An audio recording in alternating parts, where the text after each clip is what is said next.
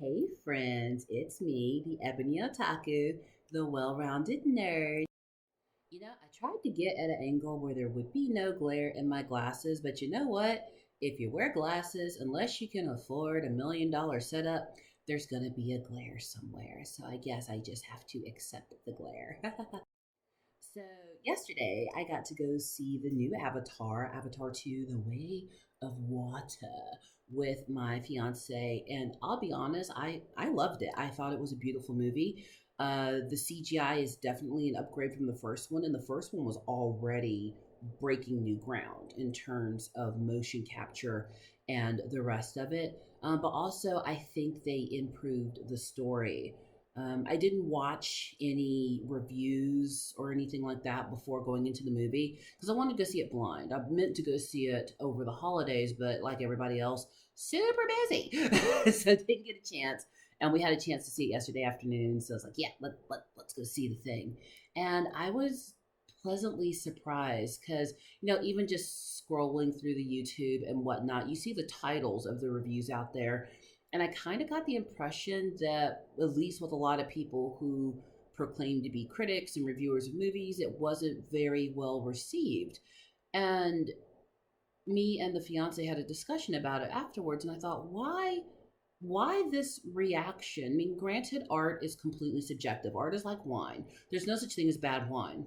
There's such a thing as individual palates, and what appeals to one palate of a human being won't appeal to another. Art is much the same way, but it also must be accepted and evaluated within the context and society in which that art is created. And I started thinking, what would give people a reaction to a story like this, that it was, I don't know, far fetched, or the premise wasn't solid enough, or it was a repeat of things that had already happened? Why that kind of reaction? And when I really started thinking seriously about it, it's not a criticism or condemnation of other critics and reviewers of art. It's that because art is a direct reflection of who is creating it and the societal place from which it's being created, unless someone has a direct reference point to connect with that art, then perhaps that would put it in a negative flavor on their palate. But what do I mean by that? Because that was real artsy fartsy, like academic, what I just said. What do I mean by that? What even was this story in Avatar 2?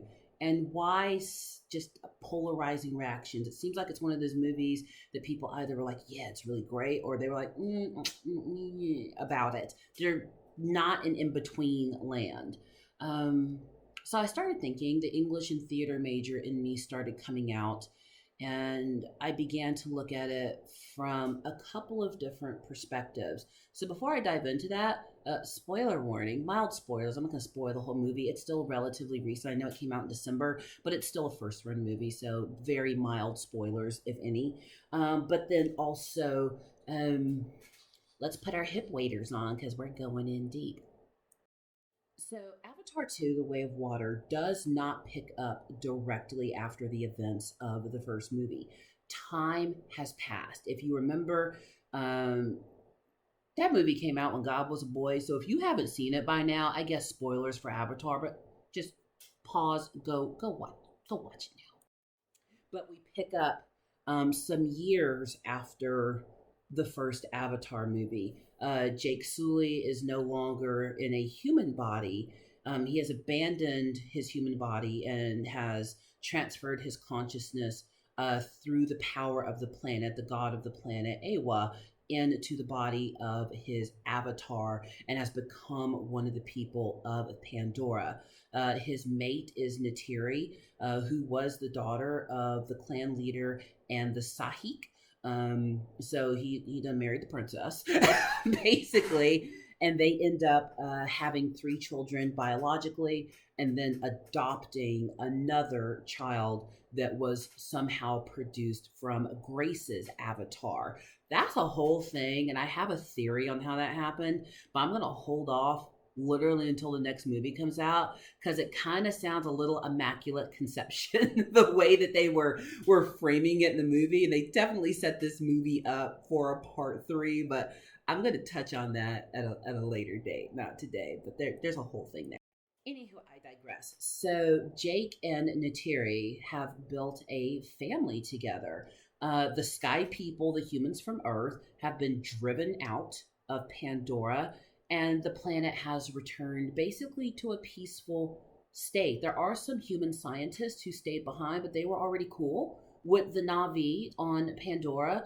They adapted to their ways, and some of them actually still have their avatars that they can take over and go interact with the people. But interestingly enough, there is also another small human child on the planet who apparently is the son of a critical character from the last movie.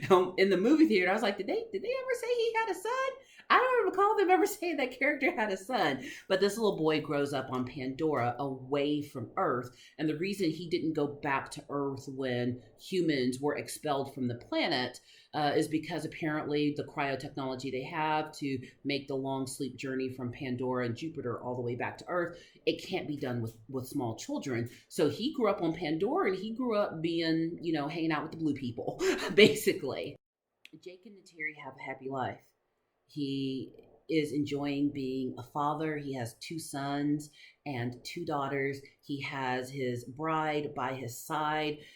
Even though he lost his would have been father in law to the battles on Pandora previously, all has been forgiven because he is Toruk Makto. He is the great leader of all of the Navi of Pandora. And then also his mother in law is Sahik, or, chief priestess of the tribe that he lives with. They are back in love with the forest. They have a new home tree. Everything is exactly the way it is supposed to be. And then the Sky People came back. Sky People being the humans. And, when they bounced around bringing back this story, I know there was a lot of discussion amongst the critics and whatnot. Like, how are they going to do this again? Are they just going to bring the humans back and find something else they want? Is it going to be the unobtainium again? Which that's just a sci-fi joke if you're unaware. That, if you have the unnamed valuable substance, it's unobtainium.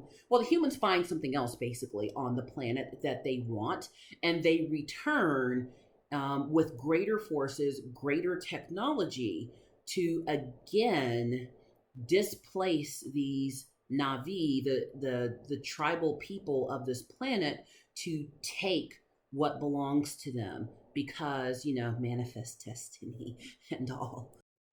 But there's another layer to it. Earth has become a planet that can no longer sustain human life, and Pandora is close enough to Earth. Humans have to wear masks because it's a thicker atmosphere. The Navi, they're taller, stronger than humans. So the atmosphere is cool for them. They can actually breathe in a human created atmosphere for a little while before they need to take a breath. Humans got like 5 minutes in Navi air and Pandora air before they pass out. So little terraforming has to happen to make it completely suitable for humans. But basically, they're like, you know what? Not only is there something valuable on this planet that we want, but then also, you know what? We just kind of want the planet because humans gonna human. Instead of fixing the mess they made on Earth in their own home, we'll just take over somebody else's home. And Jake and his family, of course, rally their tribe together to again have to push back on this enemy that is trying to take over their home, and in the process of taking it over, destroying the planet. So you've got all of these extra players now. Jake is a family man. He has not just the Navi and Natiri to protect, which that was already a big deal. He has his own offspring to protect, and they've been entrusted with the child that was produced from Grace's avatar that they've taken in as their own because she is Navi as well. And then another layer on top of that, there is this extra human child who's grown up with his kids. He's fully human, but he recognizes the culture of the Navi being more his than human because that's what he has experienced.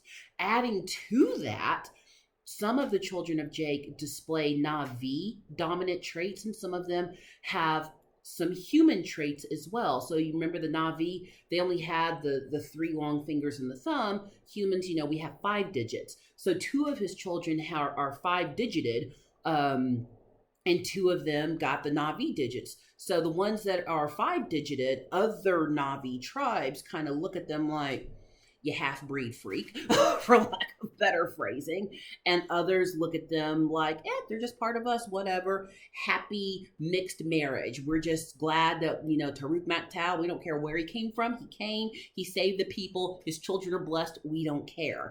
So there's all of this happening. And Jake, as the leader of the Ometikaya, the Navi tribe that he is calling his family and his own, they're now leading raids and battles against the humans, one, to drive them out, and to steal weapons to help them drive them out again.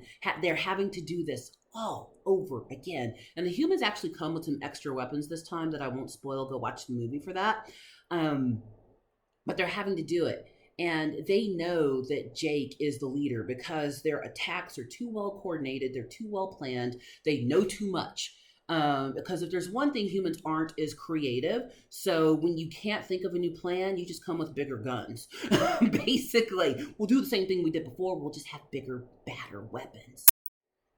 But because Jake is the leader of this, I don't even want to call it an uprising because they showed up to their planet. It's not an uprising or rebellion. No one invited you.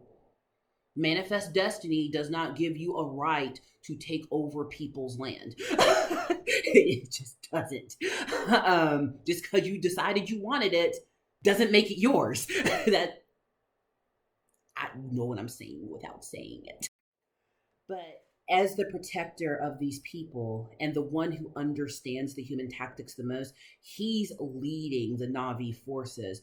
And the humans know that. So they basically start bulldozing any Navi village they come across and killing indiscriminately in order to get to Jake. And they eventually have a moment where they're able to capture the human child and some of Jake's offspring. They're able to get Jake's children back, but the human child is taken in with the other humans. And that's where the story really kicks off because Jake has basically almost lost his family one time. And this one human child is taken out of their presence. While he is Taruk Maktal and the leader, he is also a husband and a father. And his first duty is to his family. And he makes the decision to give up the mantle of being the leader of his clan and of being Taruk Maktal, the leader of all the Navi of Pandora, because he's the one who saved them at their darkest hour and drove the sky people out of the planet. He makes the decision to give all of that up and flee with his family somewhere that the humans don't know about to another Navi village across the planet. And those Navi are ones who are adapted to water. And Jake and his family have to learn an entirely new way of life. Now that's where I'm stopping my spoilage of the movie because I wanted to talk a little bit deeper about what even is this story. Where did it come from? And why have people had such a reaction to it in different ways? Is it a bad movie? Is it a bad story? Did they just, retell the same thing over again, slap some new CGI on it and called it a story? Well, I want to get into that because as I was sitting there watching it and absorbing the story, some novels that I grew up reading as a child actually came to mind that I think better help explain where this story came from. So, for those who have feelings, I guess mini trigger warning, because put your hip waders on. Like I said, we're gonna go deep for the next few minutes. When the human child is retaken back into human society, they isolate him and observe him. Because basically they're looking at him as a tool to find where Jake and his family are hiding so they can squash the Navi rebellion. I use that term loosely. And as they're observing him, they make some comments that are very telling. of what the humans are thinking and how they feel about the Navi people. And as this child is trying to fight his way out of his captor's grasp, they are observing him from afar and say, oh, he's completely feral. And in looking at video replays of Jake and Neytiri fighting against the new human invasion, they comment that Neytiri is an animal, that she's wild.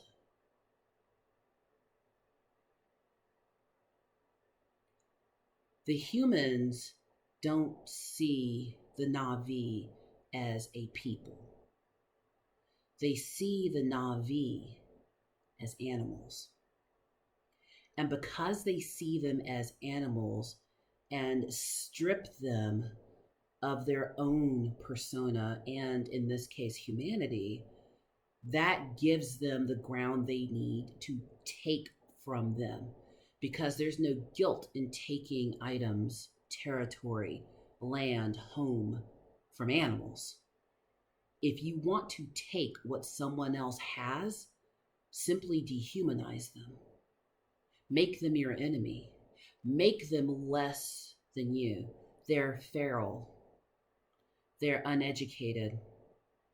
They don't speak like we speak. They don't look how we look. They aren't educated the way that we're educated.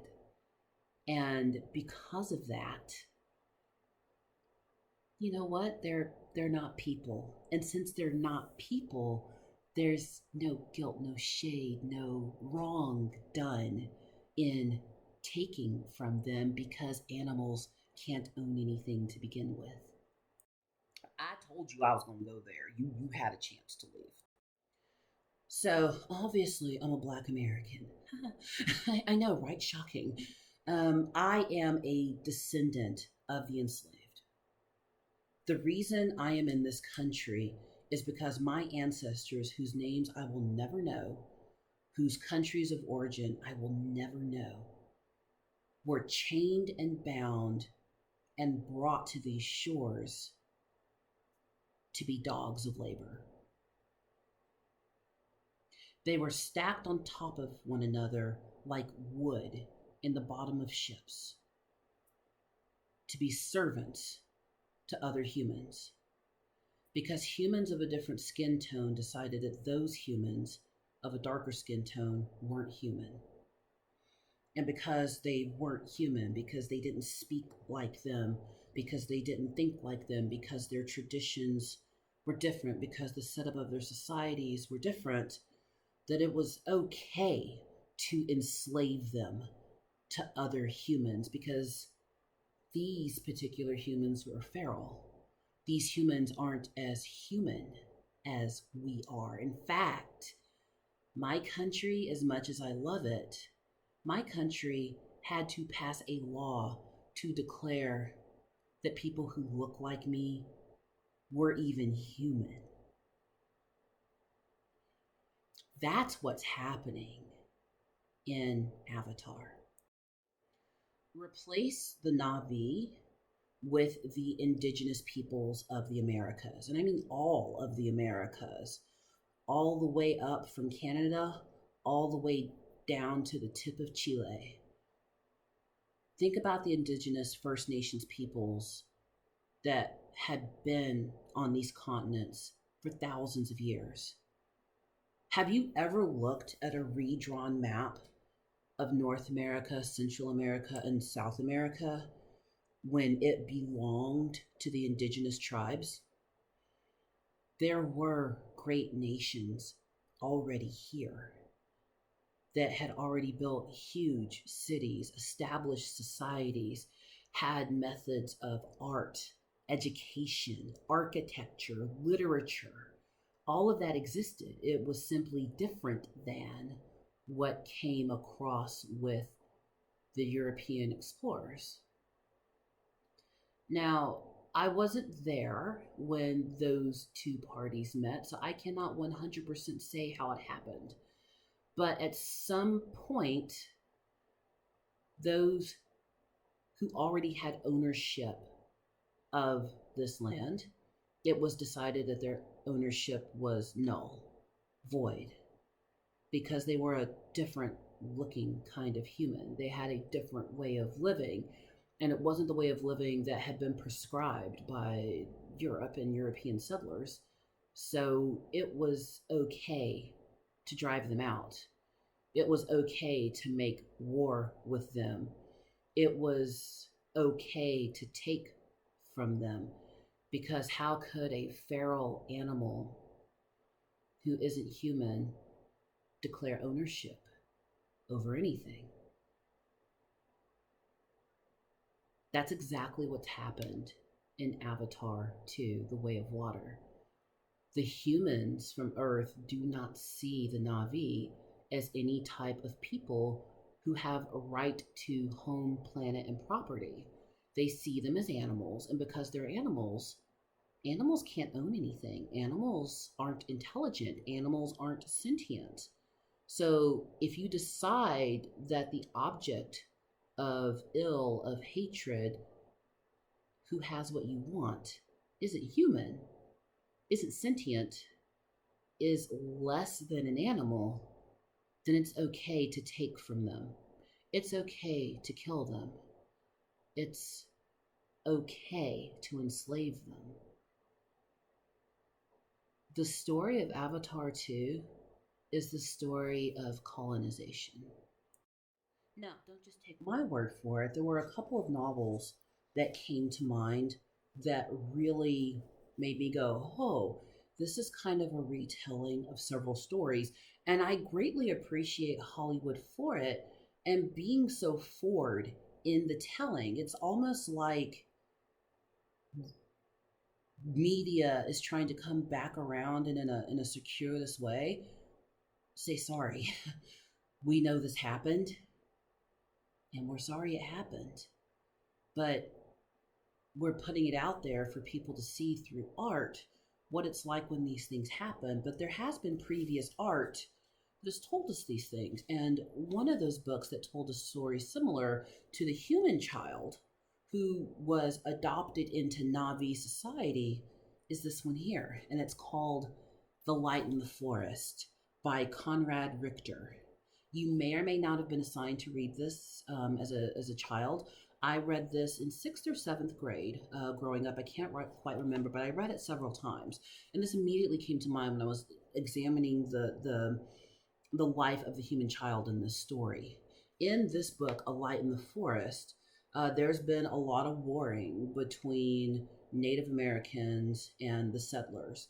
And there came a point where the natives actually had battle with the settlers and kidnapped some children. They took them back with them, but they actually raised those children as if they belonged to that tribe, gave them new names, taught them their ways. And because those young children spent more time with the natives than they did with the Europeans, they identified as being, well, Indians and not Europeans, even though they looked different on the inside and here and in here, they have been transformed and changed. You can't show up as somebody else's house and decide that you like their house better than the house you came from and just take it and not think there's going to be repercussions. I'm sorry. Anywho, I digress. I digress. But it got me thinking about this story. I'm going to read the first chapter out of this and see if it doesn't sound like our little human child that's in Avatar. So, again, this is chapter 1 from The Light in the Forest by Conrad Richter. The boy was about 15 years old. He tried to stand very straight and still when he heard the news. But inside of him, everything had gone black.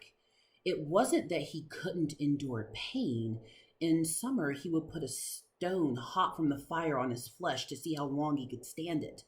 In winter, he would sit in the icy river until his Indian father, smoking on the bank, said he could come out. It made him strong against any hardship that would come to him, his father said. But if it had any effect on this thing that had come to him now, The boy couldn't tell what it was. For days, word had been reaching the Indian village that the Lenni Lenape and Shawanosi must give up their white prisoners. Never for a moment did the boy dream that it meant him.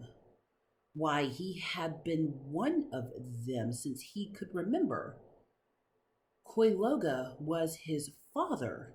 11 years had passed since he had been adopted to take the place of a son from a dead yellow vomit. More than once he had been told how, when he was only 4 years old, his father had said words that took out his white blood and put Indian blood in its place. His white thoughts and meanness had been wiped away, and the brave thoughts of the Indian put there instead. Ever since he had been true son, the blood of Koyuga and the flesh of his flesh. For 11 years he had lived here, a native of this village on the Tuscarawas, a full member of the family. Then how could he be torn from his home like a sapling from the ground and given to the alien whites who were his enemy? The day his father told him, the boy made up his mind. Never would he give up his Indian life. Never. When no one saw him, he crept away from the village. From an old campfire, he blackened his face. Up above, Pachakpanik, which means the stream between two hills. He had once found a hollow tree. Now he hid himself in it. He thought only he knew the existence of that tree and was dismayed when his father tracked him to it. It was humiliating to be taken back with his blackened face and tied up in his father's cabin like some prisoner to be burned at the stake. When his father let him out the next morning, he knew everybody watched. His mother and sisters, the townspeople, his uncle and aunt, his cousins, and his favorite cousin, Half Arrow, with whom he had ever fished, hunted, and played. Seldom had they ever been separated, even for a single day. All morning on the path with his father, crazy thoughts ran like squirrels in the boy's head. Never before had he known his father to be wrong. Could it be that he was in the right now? Had he unknowingly left a little white blood in the boy's veins? And was it for this that he must be returned? Then they came in sight of the ugly log redoubts and pale tents of the white army, and the boy felt sure there was in his body not a drop of blood that knew these things. At the sight and smells of the white man, strong aversion and loathing came over him. He tried with all his young strength to get away. His father had to hold him hard. In the end, he dragged him, twisting and yelling, over the ground to the council house of the whites and threw him on the leaves that had been spread around. I have given talking paper that I bring him, he told the white guards. Now he belonged to you. It was all over then, the boy knew. He was as good as dead and lay among the other captives with his face down. He was sure that his father had stayed. He could feel his presence and smell the sweet inner bark of the red willow mixed with dried sumac leaves in his pipe. When dusk fell, a white guard came up. The other soldiers called him Del. Perhaps he could talk Delaware, the strange name the whites gave the Lenni Lenape in their languages. True Son heard Del tell his father that all Indians must be out of the camp by nightfall. From the sounds, the boy guessed his father was knocking out his pipe and putting it away. Then he knew he had risen and was standing over him. Now go like an Indian, True Son, he said in a low stone voice. Give me no more shame. That's a rough book to read in sixth grade. So, what happened in The Light in the Forest is the story of America. Um, Europeans came, they saw, they started fighting with the natives, which, of course, in a book written in, when was this written? Because and the reason that they call the Native Americans Indian is because Columbus got lost. He was looking for India and he came up with the name Indians. They're not Indians. This isn't India. There are Indians, and guess what? They live in India. Okay. The First Nations or Native Americans, whole different groups in the native tribes. So this particular book came out originally in 1953. So yeah, the term Indian would have been used. But even still, I think Conrad Richter was very brave for writing this because he's telling the story of what would happen between people who came from Europe and the native tribes. So wars would start, and the land already belonged to someone. Let's make that very clear. Just because somebody put manifest destiny down as a thing that should happen because, ooh, we're running from religious persecution, but we're going to persecute other people for not having our religion, that didn't make it okay. But that is what happened, and that's how America and a lot of countries in the world came to be. Somebody saw something they wanted, they decided the people there were less than people, drove them out, killed them, whatever they happened to do. And the particular tribes that are highlighted in this book were at constant battle with the settlers. And the settlers killed children. So it was a child for a child. If they killed children of Native Americans, those Native Americans would in turn kidnap children to replace the children that they lost. I'm not saying that's right. I'm just saying I understand why it happened. There's actually a very poignant moment in Avatar 2 towards the third act where the son for a son comes up again. Remember, Jake Sully is a father with children and he's trying to protect them. There is a human child who actually is the offspring of one of his previous enemies who's running around with them and being a Na'vi. Even though this child wasn't kidnapped, he was left behind, and he doesn't identify with the sky people, the humans. He identifies with the Na'vi because that's where he was raised. That's what has happened in this book. This boy was taken at about 3, 4 years old and raised in a native village. And as far as he's concerned, he's native because that's who's raised him, that's who's loved him, that's the life they've known. And by all accounts, they treated the child well. They raised him as they would any of their own sons. But there came a point where the settlers said, okay, if you'll give us back our kids and go away, we'll stop this fighting. And they were forced to return the children that had grown up among them. Now, there's another book that came to mind, When the Legends Die by Hal Borland. And this is another one that is older than time.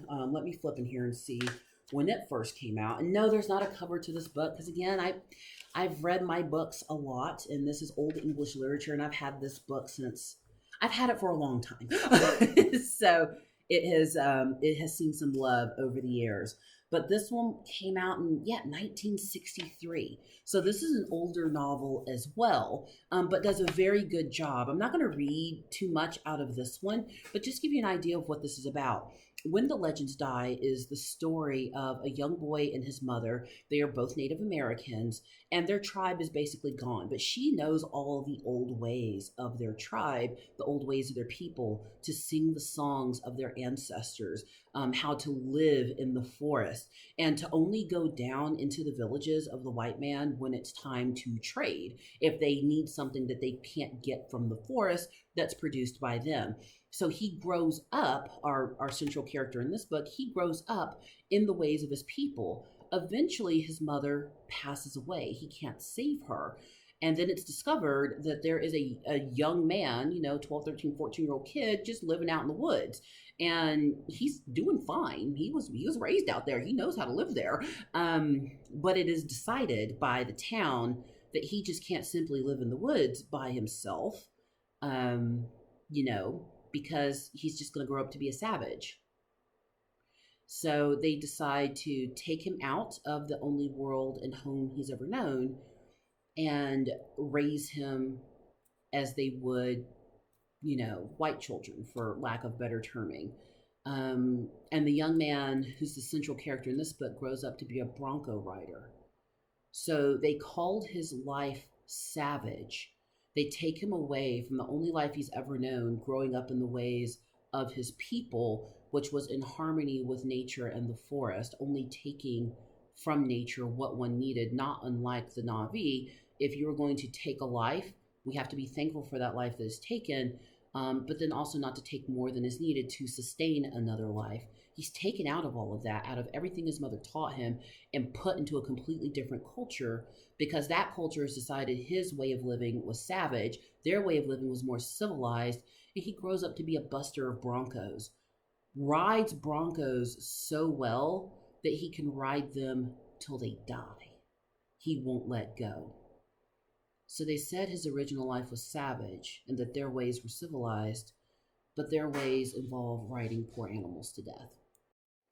In conjunction with a movie like Avatar and Avatar 2, I would read these because they are good explanations of what's actually going on. And when you can build that historical literary connection, it makes movies like this make way more sense.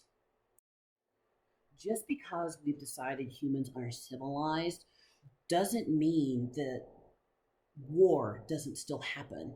It doesn't mean that people still don't try to take over other humans that they have decided are less than. We live in a world where unspeakable things are happening every day. You and I both know it. I can't say those things or YouTube will take my video down, but you know of the things I speak. They are happening today. Some humans decided that other humans weren't as human, and so they can be treated as cattle and playthings for other people's sick pleasures. And yet they get to call themselves rich and civilized and good in their public lives, but behind closed doors, they are doing the most heinous things. There are still countries out there that have decided what they see in another country they want, and that those people aren't people like them. So that means we can roll out our tanks, our missiles, and our armies and take from those people. There are dictators in the world who decide which humans in their society get privilege and sanctuary, income, and safety, while others are left to suffer, starve, and have no future for their children. That's what's happening in Avatar 2. The Sky People, the humans, have made an arbitrary decision that because they destroyed what they have, that gives them the right to take it from someone else. And they have decided that who they are taking it from are not people. And since they are only animals and not people, they are well within their right to subjugate them, to destroy them, and to take from their natural land, to plunder it for all that it is worth, and have no apologies for doing it. Now, you know, on my channel, I do a lot of book reviews, a lot of diving into literature like Warhammer, women's stories, that type of thing. But I think the Avatar series, and I hope it becomes a trilogy because they totally left it open for another movie. I hope it does become a trilogy and they complete the story, but I'm hoping the story has a good end. Because even though I am a descendant of the enslaved, I am, you know, even though I know that there are still atrocities happening all across the planet, there is still good. Not all of the humans who stayed on Pandora were evil. There were humans who sought to understand, to seek, to help, to learn the ways of the Na'vi. And not all of the Na'vi are wholly pure either, just like all the natives here, even though in A Light in the Forest, the logic was, well, you stole my child, so I'm stealing one back. You still stole some mother's child. That doesn't make you ultimate good. And when Jake takes his family to live with another tribe of Na'vi, they're not exactly 100% welcoming in the beginning. So they're not entirely altruistic. They are just as flawed and have as many complications in their society as humans. The point is they already had an established society before the humans showed up, and it is not the right of the people of Earth to say that this society is worth less than theirs. Is it wrong for societies to cross each other's paths, meet, and develop something new? No, I don't think so. I am thankful for the life that I have here, but that doesn't mean I don't acknowledge how it happened. A lot of people were ripped from their homes for me to have the life I enjoy today. There is a portion of my bloodline, of my family, I will never know exists. There is no doubt that I have family in Africa that I will never know, that I'll never know I'm descended from them, that I have their nose, that I have their eyes, their forehead, their chin, their height. I'll never know that. That's what colonization did. I also have to acknowledge that had that not happened, where would I have been born? Would I have been a privileged daughter of a businessman in Lagos, Nigeria? Would I have been the daughter of a merchant in Egypt? Would I have been a poor kid on the street with nowhere to turn? I don't know. There's no way to know. I only know what has happened, not what could have happened. We know what has happened in the past. And Avatar and Avatar 2 The Way of Water are reminding us that with all of our technological advances, all of what we call civilized and society, humans still haven't changed much. The things that we were capable of doing to one another 50 years ago, 100 years ago, 500 years ago, 1,000 years ago, 100 years in the future, 200 years in the future, we will still be capable of doing those same things if we don't seek to look back into the past and do something different than what was done before. Because let's be honest, if we did make it to the stars and find another race of beings out there, sentient, intelligent, and profiting on a planet that had stuff we wanted, that is exactly what we would do. You know it, and I know it. The people know it. We would take it over and go, oh, this planet's made of gold. Let's just blow it up and take all the. That's what we would do. And that's not okay. So, where does that leave us? What can we do? We can learn, we can be better. Jake and his family go through a different kind of learning and bonding in this movie. And some of the humans go through a different kind of learning and bonding. They did not learn the lessons from the first movie. And because they didn't learn the lesson, history is repeating itself. Avatar 2 is a repeated story because that's what humans do. We don't learn. We keep repeating the same story over and over. These are two different books written 20 years apart with the same theme. And I have many more novels written across time with similar themes. People always say, oh my goodness, you're not making anything new in Hollywood. It's all the same story. You know why it's all the same story? Because we haven't learned. We haven't changed. Even those who can be perceived as being the ones disenfranchised and put down, among them are still people who aren't doing the right thing. There are things that exist in the world because somebody within that society decided that the invaders would profit them enough that they could hand over their own people. There was a reason that an island that small, Britain, was able to take over so much of the world at one point because somebody in those countries partnered with the colonizer and invader and said, hey, if you'll profit me, I'll let you in. That's how it happened. We haven't changed. And until we as people change and decide that we're going to propagate a new story, that we're going to change the narrative, that we're going to do better than our ancestors, well, guess what? Avatar 3 is going to be a lot like Avatar 2, which is going to be a lot like Avatar 1, because we don't learn. We think because we live in nicer houses and say nicer words and have nicer clothes and drive vehicles and we're civilized, that somehow we've changed. But look around you, look at the news, look at what's out there. Have we changed? Have we gotten better? Are we learning the lessons that our ancestors wanted us to learn so that we wouldn't have to keep telling the same story over and over and over again? If we want new art, if we want new stories, then we have to be different than what came before us. Because art is a direct reflection of the society in which it is created. And even though the trappings of our society may have changed, who humans are at the core never has. And unless we change, the art will not change. That was a long one, and I went all the way in. Somebody out there going to be mad. It's fine. It's totally fine. I said a lot of things, but I think there are things and conversations worth having. You can be proud of who you are and where you come from, and still acknowledge that some of our ancestors did things. I've said it before, especially reviewing the Warhammer books. There's a lot of people out there and leaders and historical figures that we love and respect in spite of what they did.